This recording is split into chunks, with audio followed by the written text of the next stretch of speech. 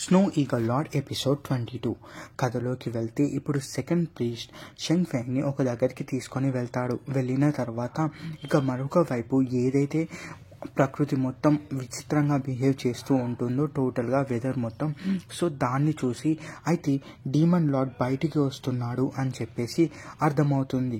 అయితే ఇలా అర్థమైన తర్వాత జాంగ్ అంకుల్ అయితే ఇంతకు ముందు కూడా ఇలాగే జరిగింది అని చెప్తాడు. మరొక వైపు షెంగ్ ఫెంగ్ ఏదైతే తన కత్తి ఉందో ఆ కత్తిని మళ్ళీ తన దగ్గరికి రప్పించుకుంటాడు. ఇలా రప్పించుకున్న తర్వాత అయితే అది కూడా షూయింగ్ టెరిటరీకే వెళ్తుంది అని చెప్పేసి మిగిలిన మాస్టర్స్ గమనించుతారు. మరొక వైపు డీమన్ ప్రపంచం నుంచి ప్రతి ఒక్క డీమన్ బయటికి రావడం మొదలు పెడతారు.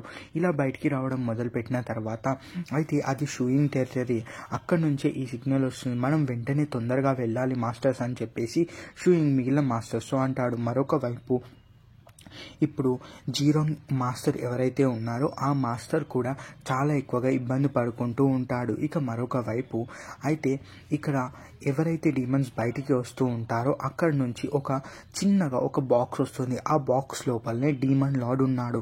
అయితే డీమన్ లార్డ్ని టోటల్గా బయటికి తీసుకురావాలి, తన బాడీని తీసుకురావాలంటే ఇంకా కొన్ని ప్రొసీజర్స్ ఉన్నాయి. ఇక మరొక వైపు ప్రతి ఒక్క మాస్టర్ మరియు షూయింగ్ మిగిలిన వాళ్ళు అందరూ కూడా అందరితో ఫైట్ చేసుకుంటూ ఉంటారు. అయితే ఇలా ఫైట్ చేసుకుంటూ ఉన్న తర్వాత ఫస్ట్ వాళ్ళ అంకుల్స్కి హెల్ప్ చేయడానికి షూయింగ్ వెళ్తాడు. వెళ్ళిన తర్వాత సరే నువ్వు ఇక్కడ నుంచి ఫస్ట్ అక్కడికి వెళ్ళు అని చెప్పేసి మేము ఇక్కడ మేనేజ్ చేస్తామని చెప్పేసి జింక్యూ, యూ మరియు పుబోయంగ్ అందరూ చెప్తారు. ఇలా చెప్పిన తర్వాత సరే అని చెప్పేసి అందరూ వెళ్ళిపోతారు. ఇక షూయింగ్ ఎక్కడైతే మెయిన్ ఫైట్ జరుగుతుందో అంటే డీమన్ లార్డ్ బయటికి వస్తున్నాడో అక్కడికి వెళ్తాడు. అయితే అక్కడ ఉన్న ఒక మాస్టర్ ఆ గేట్ ఏదైతే ఉందో ఆ గేట్ని క్లోజ్ చేయాలి అని చెప్పేసి అక్కడ ఉన్న బయటికి వస్తున్న డీమన్స్ అందరినీ తన పవర్తో యూజ్ చేసి ఆపుతూ ఉంటాడు. షూయింగ్, నేను బెస్ట్ స్టూడెంట్స్ని చూసింది ఈ జనరేషన్లో నువ్వే, సో డ్రాగన్ మౌంటైన్ ని మొత్తాన్ని కాపాడు, ఇది నీ బాధ్యత అని చెప్పేసి ఆ గేట్ని క్లోజ్ చేసి తనకి తాను కూడా అది లోపలికి వెళ్ళిపోతాడు. నేను చాలా సంవత్సరాలు బతికాను, నాకు ఎలాంటి రిగ్రెట్స్ లేవు అని చెప్పేసి. అయితే షూయింగ్కి చాలా ఎక్కువగా కోపం వస్తుంది. ఆ తర్వాత ఏ డీమన్ని పడితే ఆ డీమన్ని చాలా ఎక్కువగా తన పవర్స్ని యూజ్ చేసుకొని ఫైట్ చేస్తూ ఉంటాడు. ఇక మరొక వైపు సెకండ్ ప్రీస్ట్ అక్కడి నుంచి వెళ్ళిపోవాలి అని అనుకుంటారు. అయితే జీరోంగ్ ఎవరైతే ఉందో చింగ్షీ లవర్ తను కూడా వెళ్తుంది థర్డ్ ప్రీస్ట్. ఇలా వెళ్ళిన తర్వాత అయితే ఇప్పుడే ఒక మాస్టర్ ఏం చేస్తాడు అంటే టోటల్ షీల్డ్ని క్రియేట్ చేస్తాడు. ఆ షూయింగ్ టెరిటరీ ఒక సిటీ మొత్తానికి ఇలా క్రియేట్ చేసిన తర్వాత సెకండ్ ప్రీస్ట్ తప్పించుకోవాలి అని అనుకుంటే ఫస్ట్ ప్రీస్ట్ కూడా వస్తాడు. ఇలా ఫస్ట్ ప్రీస్ట్ వచ్చిన తర్వాత షూయింగ్ తనతో ఫైట్ చేసుకుంటూ ఉండే టైంలో అయితే జీరోంగ్ తనని తీసుకొని ఒక దగ్గరికి వెళ్తుంది. అయితే ఇక్కడ నుంచి తప్పించుకోవడానికి అవకాశమే లేదు అని చెప్పేసి అయితే షెంగ్ ఫెంగ్ చాలా ఎక్కువగా వీక్ అయ్యి ఉంటాడు. తనని ఒక గదిలోకి తీసుకొని వెళ్ళమని చెప్పేసి జాంగ్ అంకుల్కి చెప్తాడు. అయితే లోపలికి వెళ్ళిన తర్వాత తను డార్క్ ఎనర్జీని కంట్రోల్ చేయడానికి చూస్తాడు. కానీ ఎంత కంట్రోల్ చేయాలి అని అనుకున్నా సరే తన బాడీలో డీమన్ ఎనర్జీ అలాగే ఉండిపోతుంది. ఇక మరొక వైపు అందరూ కూడా మాస్టర్స్ అందరూ హీలింగ్ స్టోన్స్ని యూజ్ చేసి వాళ్ళకు వాళ్ళు బ్యాటిల్లో అయిన గాయాల్ని హీల్ చేసుకోవడానికి చూస్తారు. ఇక మరొక వైపు ఇప్పుడు టాంగ్సన్ అంకుల్ ఎవరైతే ఉన్నారో ఆ అంకుల్ మొత్తం తిరుగుతూ ఉంటాడు. అయితే ఇలా అయిన తర్వాత ఇప్పుడు జీరంగ్ ఎవరైనా ఉన్నారా లేదా అని చెప్పేసి టోటల్గా చూసి ఒక షీల్డ్ని క్రియేట్ చేసి ఇప్పుడు సెకండ్ ప్రీస్ట్ దగ్గరికి వెళ్తుంది. వెళ్ళిన తర్వాత తనకి ఫుడ్గా ఒక ఎలుకని తీసుకొని వెళ్తుంది. అయితే ఈ స్మెల్ తనకి టాంగ్సన్ అంకుల్కి వస్తూ ఉంటుంది. అయితే టాంగ్సన్ ఏంటి ఈ కంపు వాసన అని చెప్పేసి అనుకుంటూ ఉంటాడు. అయితే లోపలికి వెళ్ళిన తర్వాత అయితే ఇక్కడ ఏదో షీల్డ్ లాగా ఉంది.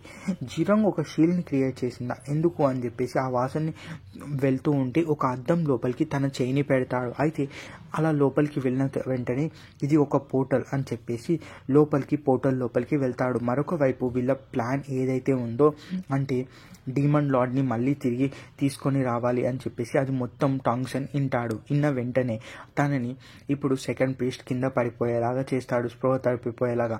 తనని చంపకు, ఎందుకంటే షూయింగ్ టెరిటరీ వాళ్ళు చాలా బెటర్ డిటెక్టివ్ వర్క్లో అండ్ ఫైండింగ్ చేయడంలో అని చెప్పేసి చెప్తుంది. సో దానివల్ల ఇప్పుడు టాంగ్సన్ లాగా నిజంగా సెకండ్ ప్రీస్ట్ తన రూపాన్ని మార్చుకొని వస్తాడు. ఇలా మార్చుకొని వచ్చిన తర్వాత అప్పుడే చింగ్షీ వచ్చి మాట్లాడుతూ ఉంటాడు. మరొక వైపు మాస్టర్ మళ్ళీ కూడా ఏదైతే ఆ షీల్డ్ ఉందో ఆ షీల్డ్ని మళ్ళీ పవర్ఫుల్గా తయారు చేస్తాడు, మళ్ళీ ఎనర్జీని కొంచాన్ని పెట్టి. ఇక మరొక వైపు ఇప్పుడు సెకండ్ ప్రీస్ట్ రా మీట్ని తింటూ ఉంటాడు టాంగ్సెంగ్ ఫేస్ పెట్టుకొని. సో దీంతో అప్పుడు జాంగ్ అంకుల్కి కొంచెంగా ప్రాబ్లం వస్తుంది. అప్పుడే టాంగ్సెన్ కావాలని ఏదైతే మాస్టర్ షీల్డ్ని క్రియేట్ చేశాడో ఆ మాస్టర్ దగ్గరికి వెళ్ళి అయితే ఒక ఫుడ్ని ఇస్తాడు. సో దాంతో స్పృహ తప్పి పడిపోతాడు. ఇప్పుడు సెకండ్ ప్రీస్ట్ టాంగ్సెంగ్ రూపంలో ఉన్నాడు కాబట్టి తను ఒక మెసేజ్ని పంపిస్తాడు మోయంగ్ చెంగ్కి. అయితే ప్రతి 24 అవర్స్కి మళ్ళీ రూపం మార్చుకోవడానికి స్పెల్ తీసుకోవాలి, లేదంటే డిస్టర్బెన్సెస్ అవుతాయి అని చెప్పేసి మోయంగ్ చెంగ్కి.